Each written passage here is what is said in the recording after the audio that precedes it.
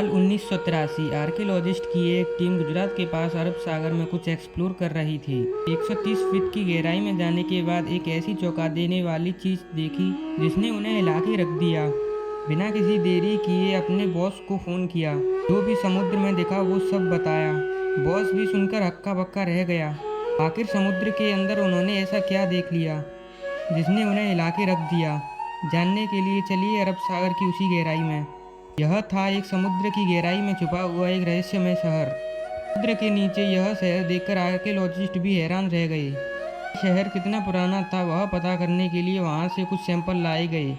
Carbon dating से पता चला कि यह शहर महाभारत काल का है और ये वही नगरी है जिसके बारे में महाभारत में भी बताया गया है, यानी कि श्री कृष्ण की नगरी द्वारिका, जिसे भगवान श्री कृष्ण के द्वारा समुद्र के किनारे बसाया गया था।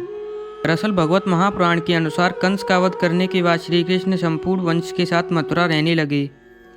अपनी प्रजा की रक्षा के लिए श्री कृष्ण ने मथुरा को छोड़ना ही सही समझा। वे अपनी पूरी प्रजा और परिवार के साथ मथुरा से 1285 किलोमीटर दूर अरब सागर के किनारे जा रुके।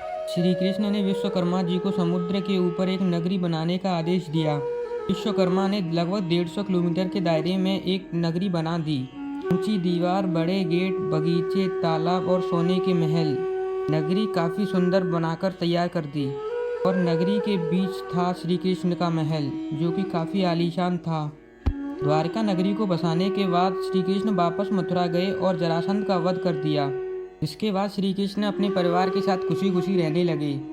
कुछ सालों बाद कौरवों और पांडवों में युद्ध छिड़ गया, जिसमें श्री कृष्ण अर्जुन के सारथी बने। 18 दिनों के भीषण युद्ध के बाद पांडवों ने कौरवों का वध कर दिया। महाभारत के अनुसार जब माता गांधारी ने अपने 100 पुत्रों के सब एक साथ देखे तो वह ये दुख सहन नहीं कर पाई और उन्होंने श्री कृष्ण को अपने पुत्रों की मृत्यु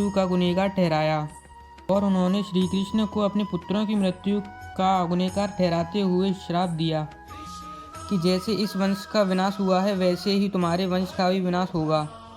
अब 36 साल बीत चुके थे और माता गांधारी के श्राप का पूरा होने का समय आ चुका था। पूरे वंश को नशे की लत लग चुकी थी। धीरे धीरे उन्होंने आपस में लड़ना शुरू कर दिया और अंदर ही अंदर भाइयों में युद्ध छिड़ गया। धीरे धीरे पूरे राजवंश का विनाश हो गया और यह देखकर बलराम जी ने धरती त्याग दी और श्री कृष्ण जी जंगल में चले गए। वे एक पेड़ के नीचे आराम कर रहे थे, तभी एक शिकारी ने हिरन समझकर उनकी तरफ एक तीर चला दिया, जो कि सीधा उन्हें जाकर लगा, जिससे उनकी मृत्यु हो गई और पूरे वंश का विनाश हो गया। इसकी खबर जैसे ही अर्जुन को लगी वे सीधा द्वारका जा पहुंचे। जलती हुई द्वारका से पूरी प्रजा को सही सलामत बाहर निकाला। उसके बाद द्वारिका जलमग्न हो गई, यानी कि द्वारका समुद्र में समा गई।